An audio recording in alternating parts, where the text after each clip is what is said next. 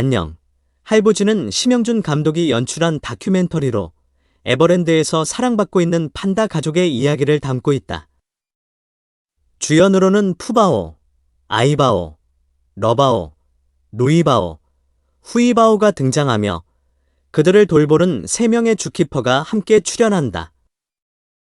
특히 이번 작품은 판다들의 자연스러운 일상을 포착한 것이 특징이다. 하지만 심영준 감독은 이 과정에서 어려움을 겪었다고 고백했다. 판다는 맹수가 동물로 촬영 시 직접적인 디렉팅이 불가능했기 때문이다.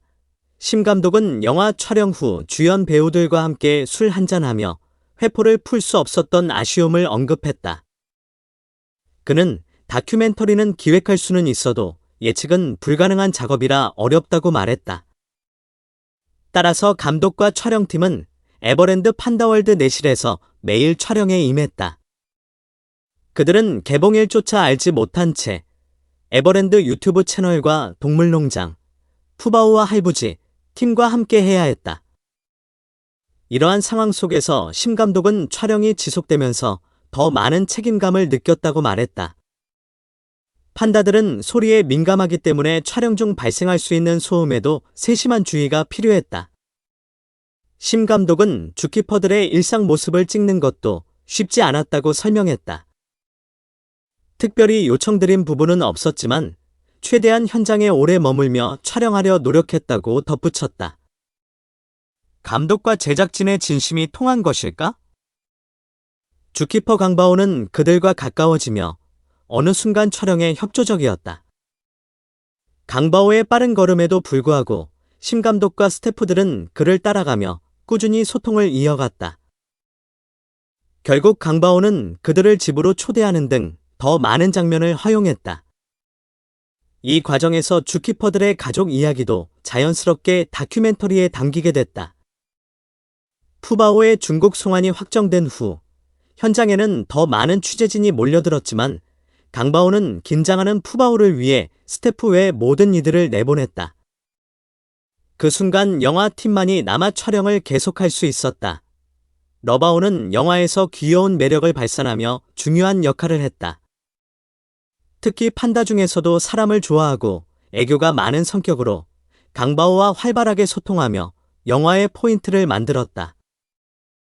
후이바오 역시 주목할 만한 활약을 펼쳤다.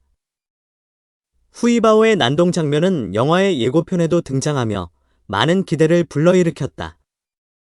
심 감독은 후이바오의 활약 덕분에 다큐멘터리의 재미가 더해졌다고 말했다.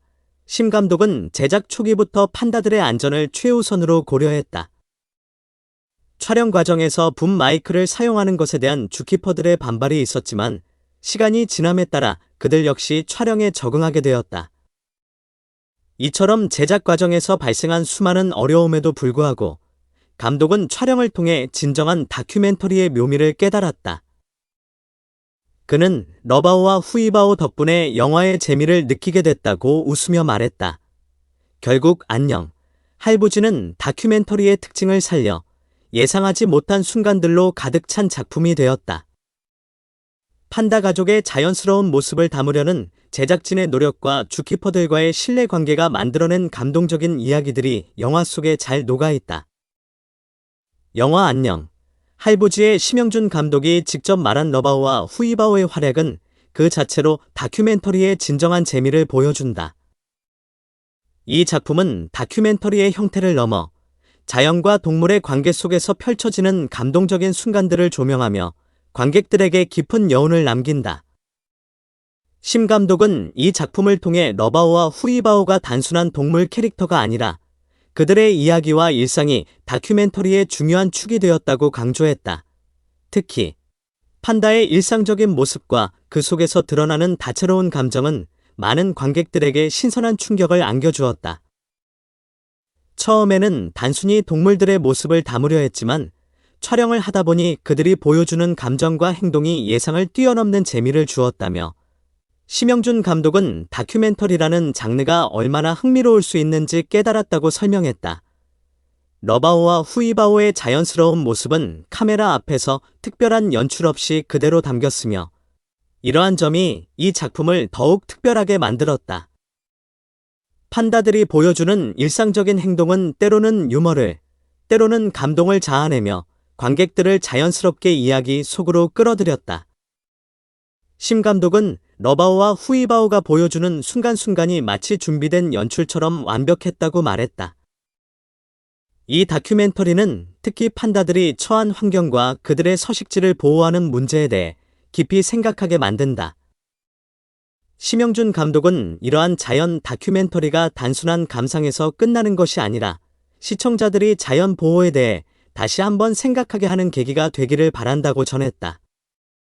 실제로 러바오와 후이바오가 등장하는 장면은 그들의 생태계가 얼마나 소중하고 동시에 위협받고 있는지를 상기시킨다. 감독은 이를 통해 다큐멘터리가 단순히 기록을 넘어서 사회적인 메시지를 담아낼 수 있는 강력한 도구임을 보여주고자 했다. 영화 안녕. 할부지의 또 다른 매력은 촬영 장소와 시간의 선택에서 비롯된다. 이 다큐멘터리는 러바오와 후이바오의 삶이 고스란히 녹아든 그들의 서식지를 배경으로 한다. 자연 그대로의 풍경 속에서 촬영된 이 장면들은 시간의 흐름을 느끼게 하고 그 속에서 살아가는 동물들의 이야기를 더욱 생동감 있게 전달한다. 촬영은 주로 새벽과 일몰 무렵에 이루어졌는데 이 시간대는 자연이 가장 아름다운 색채를 뿜어내는 순간들이었고 이는 영화 속에서 강렬한 시각적 효과를 발휘했다.